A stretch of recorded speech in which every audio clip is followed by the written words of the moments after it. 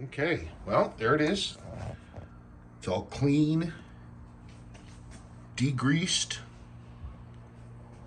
stripped out, all that stuff. Everything's all bagged up, and each component is going to get cleaned and rebuilt.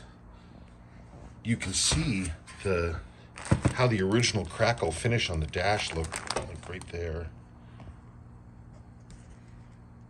Amazing what the time will do, huh? That's where this that valence went. That was around here. Very neat design. But yeah, I mean this was a dash I bought loose. So whatever car this was in, boy, it must have sat out probably forever and ever and ever and ever and ever. No, it's like, though it just occurred to me, I just bought all those new switches for the pillow dial, and then I'm going to wire it for this. I don't know. This just looks so much cooler. Oops, that fell over.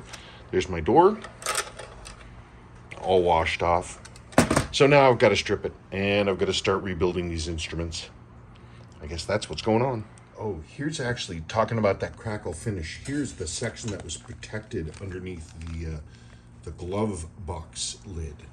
So you can really get a sense of what it's supposed to look at. So it's not like a mat, it's like this satin.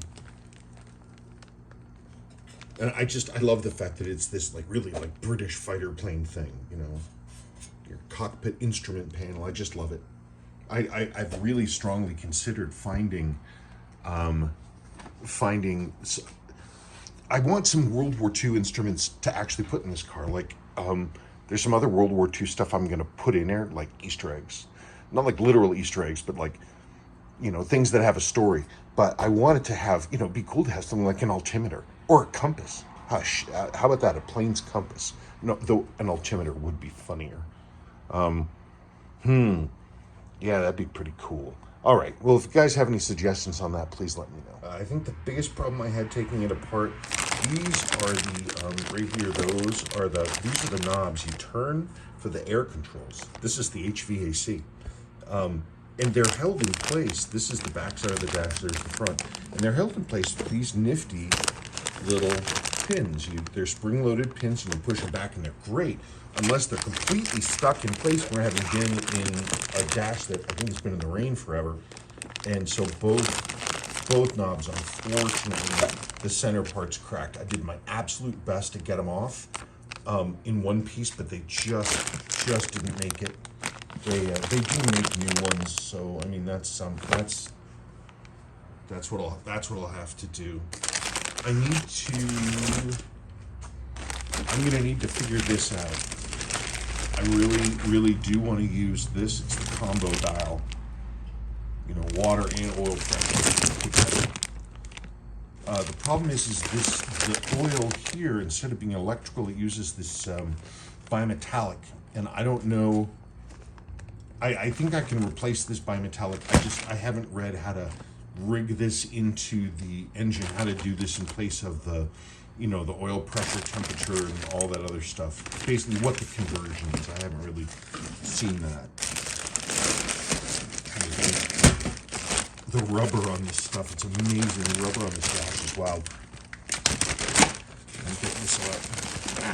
This is the tube that was behind this is the tube that was behind one of the signal indicators. Look at that. Yeah. Look at my fingers, I know. I'm working on a car. Deal with it. Look at that. Age. Oxygen. I've got the best possible fuel gauge actually inside. I'm busy servicing it. But this one ain't bad. Actually, that one ain't bad. That one's not bad. I have the Speedo and the Tacker upstairs. They're in great shape, actually. Both of them are in really good shape. I don't know what I need to look for this, for the starter button. That's the starter button. And I need to figure out what these switches are for. This is a one clicker. It's a big click with a multiple thing behind them, and that's a single. Is that like the overdrive switch or something? This is literally just a single click. Doesn't go up, doesn't have a halfway mark, nothing. light switch. Is that stock? I gotta figure that out.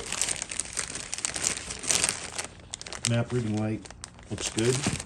Also looks like a little astronaut helmet, doesn't it? I'm an astronaut. Okay. Yeah, I think that's it. The things that I need real help with, honestly, a lot of it's going to be, I feel most nervous about this. That oil.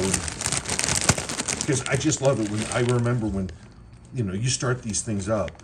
And I just love the, having multiple pieces of information being given from a single instrument. I just think that's cool. All right, no more. Here's the speedo and the tack. So this is the stuff from this metal one. So it rolled over at least once. Imagine MG with 100,000 miles. I don't know. Well, I mean, I'm sure it's happened more than once. I'm sure there's some high mile MGs. They're in nice shape. It speaks to how, how well these are actually made. I have to get all new gaskets for these. Well, I've already gotten them. They're coming. These bezels are a slip-on fitting, and they sort of snap in place, but there's a rubber ring that goes underneath this, and the whole thing is kind of a bathtub. So they actually, they've sealed up really well. This is one of these cool pieces that it doesn't have a direct drive. What it does is it electrically, I believe this is the case, it electrically drives a wheel that is very close to a magnet that's at a specific distance away, that as it goes faster will hold the needle up. It's the same way a VW speedometer worked back in the day. And I think that's what the case is here. Interestingly, this dial also, this instrument, a lot of the power for like the coil and stuff all go through here, which to me, I guess means that it's all, I don't know, that process is involved in this. Huh, I haven't actually looked.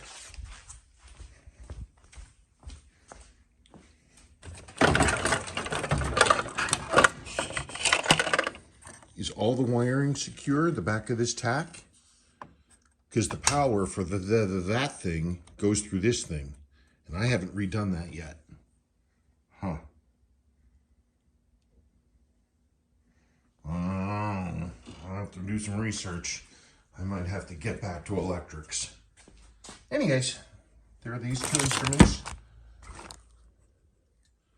Looking pretty okay, man. Imagine that, though. 100,000 miles. And people say the English build quality was suspect. Look at that. Okay. Finally got around to looking at the taillight bulbs. They're right here. They are, believe it or not, all this stuff is clean. These are these things. Both the bulbs are blown. I don't have the bulbs, so I can't go any further on this. I don't have the crackle paint, and I haven't stripped it. I can't start on this. My box of electrical parts for working on all this stuff hasn't come yet, so I can't do anything with this. I can't assemble the front brake calipers because I don't have any parts for it. I could, I don't know. I could try to cleaning up the wiring behind there just to get it shiny. I don't know. Maybe I'll take a break. Maybe I'll take a couple days off. Let it be. Let some stuff come in, and then get back to fun.